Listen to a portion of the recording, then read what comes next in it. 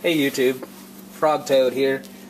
Just wanted to make a little vid, show you some of the knives that I use around the house and shop and elsewhere. All these knives are by the same manufacturer. A friend of mine turned me on to these back, about 7 or 8 years ago. Bought one, liked them, and just pretty much kept buying them. They're all made by Mora, and they're a Swedish company that was born in the mid-2000s by the merger of two other companies. One was Frost's, and I cannot remember the other one, but I know both companies are very well established, and they've been making knives in this region for quite a long time. This one here is just a utility knife. Now these are a laminated blade. They have a core with a Rockwell, I know 61, 62 for the big time knife people out there. I use this when I don't want to use a razor blade or a razor knife or something like that, and it hangs in its sheath on the pegboard in my shop. The sheaths that come with them, most of them are molded plastic. This one here, it's like I said, it just hangs in my shop. I've never had any problem with it. The retention is adequate. If you wear that on your belt, give a little push, it won't come out very easily. A little bit narrow.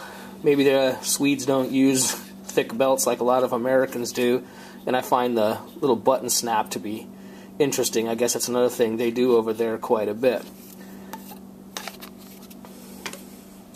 This one here is more of a carving knife. A little bit smaller blade, a little bit of detail. I actually like these large handles. They give you a lot of control. And I use this for whittling. I've actually used this one to whittle spoons. I made a shuttle for a loom one time with this particular knife. Just had to be done. And you can see it's had plenty of use. Again, some people don't like them because they're maybe a little quaint looking, but around here we use what works. This one's kind of a brother to the one I just showed you. Don't use it quite as often, but it's more detailed. You can see it's sharpened on the flat edge. And you can almost use this as an auger. You can use this. I've punched holes in leather with this when I had nothing else. And again, it just has a good use. This one here I just got as a replacement for one I keep on my sailboat that's very, very similar to this one, just with a different handle. And I wanted to go with something that was more, well, I guess plastic's the best way to put it. Now all these blades are all stainless steel, and this one's going to replace the one on my sailboat simply because it's larger.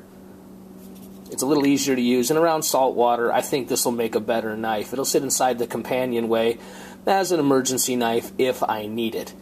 Now one of the great things about the value of these is these do everything I've ever asked them to do. I've never had any problems with them. You keep them clean, keep them oiled just like any other knife. But the great thing about them is not one of these knives cost me more than $22. In fact, I believe both of these were under $15. So for that kind of value, there's no doubt I'm going to keep using them as long as they keep working. And Mora of Sweden does a lot more than just the knives you see here. Go take a peek at one of their websites. Check out one of their distributors. If I can find my distributor's page, I'll go ahead and put it in the description. But they also make some fun tools. If you're a wood carver, or if you've done any kind of detail woodworking, you know what that is. That's sharpened on both sides. It's a great little scoop. And it's also made by these folks here. And I think this was the one I paid $22 for. I don't remember right offhand. But with that kind of value, you can afford to have a pretty decent collection that won't break the bank, but will definitely give you value for your money. Thanks for watching. Y'all have a great day.